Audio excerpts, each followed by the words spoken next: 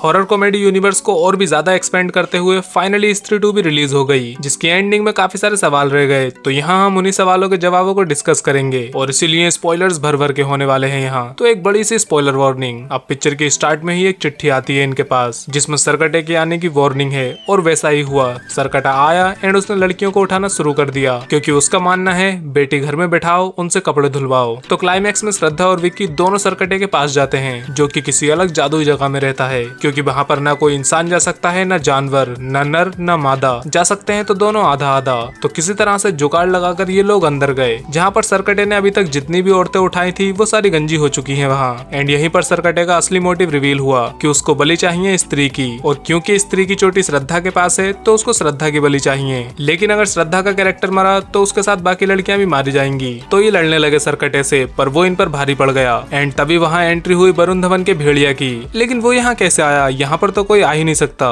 तो देखो, यहाँ कोई इंसान, जानवर, नर या मादा नहीं आ सकते, बल्कि दोनों आधा आधा ही आ सकते हैं, जैसे श्रद्धा और विकी आए। लेकिन भेड़िए को वो सब करने की जरूरत नहीं है, क्योंकि वो पहले से ही आधा जानवर और आधा इंसान है, इसलिए वो वहाँ पर आराम से आ सकता है। इसके बाद श्रद्धा ने जो स्त्री की चोटी अपने बालों में लगा रखी थी वो सरकटे ने वहीं पर तोड़कर फेंक दी। मतलब चमत्कारी चोटी की जो भी शक्तियां थी वो गई अब। लेकिन तभी वहाँ पर श्रद्धा ने बहुत जोर से स्त्री को माँ कहकर पुकारा और वो आ गई, जिसके बाद इन सब ने मिलकर सरकटे को हरा दिया। लेकिन श्रद्धा ने स्त्री को माँ कहकर क्यों बुलाया? वो इसलिए क्योंकि ये उसी की ही बेटी है। पर स्त्री को तो बहुत टाइम पहले मारा गया था, तो उसकी बेटी अभी तक कैसे जिंदा है? दरअसल ये जिंदा नहीं है, ये भी एक भूत ही निकली, एक छलावा, जो अपनी माँ की आत्मा को आजाद कराने के लिए विक्की के पास आई थी। लेकिन यहाँ वो विक्की के सामने ही उसको सब कुछ सच बताकर गायब हो गई। अपना नाम भी बताया उसने, लेकिन हमसे उसका नाम अब भी छुपा लिया गया। आफ्टर दैट विक्की के हाथ में फूल की एक पत्ती रह जाती है, जो अचानक से किसी तरह की एनर्जी में बदलकर विक्की की बॉडी के चारों ओर फैल गई। अब जहाँ तक मुझे लगता है ये काम श्रद्धा का ही है, क्योंकि वो भी वैसे ही सेम गोल्डन कलर की एनर्जी में बदलकर गायब हो गई थी।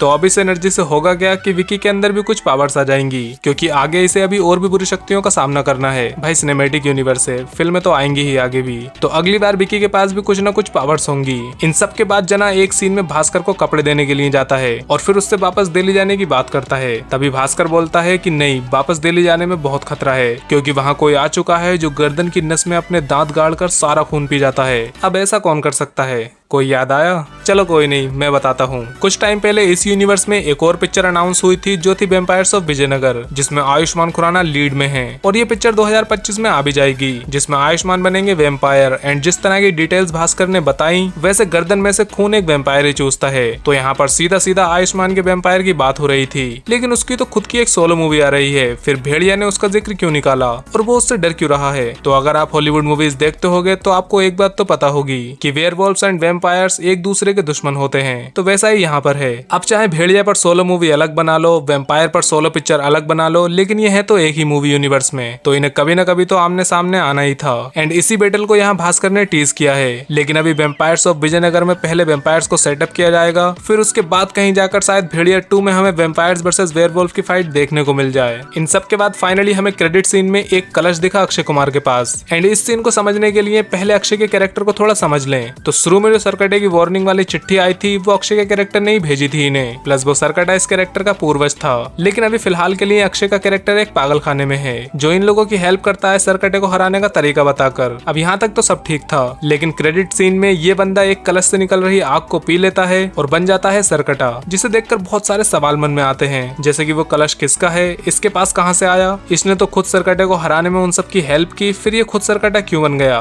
तो जहाँ तक मुझे लगता है इसको सरकटे की पावर्स चाहिए होंगी, इसलिए इसने पहले सरकटे को हराने का तरीका बताया और फिर जब सरकटा हार गया तो उसकी सारी पावर्स इसने खुद ही छीन ली। एंड ऐसा होने का सेंस भी बनता है, क्योंकि ये सरकटे का ही वंशज है, तो किसी तरह से सरकटे की सारी पावर्स इसमें ट्रांसफर हो चुकी हैं। अब जब अक्षय कुमार को इन्होंने कास्ट किया है तो किसी छोटे मोटे रोल के लिए तो क्या नहीं होगा। मुझे लगता है कि यही कैरेक्टर इस यूनिवर्स का मेन विलन होगा और इस बंदे को रोकने के लिए पूरे हॉरर यूनिवर्स के सभी कैरेक्टर्स को एक साथ एक पिक्चर में आना पड़ेगा, मतलब एक अवेंजर्स टाइप क्रॉसओवर मूवी। तो ये थी स्त्री 2 की एंडिंग। बाकी स्त्री 1 पर भी मैंने एक ग्रैंड वीडियो बनाई है, तो वो आप सामने क्लिक करके देख लेना।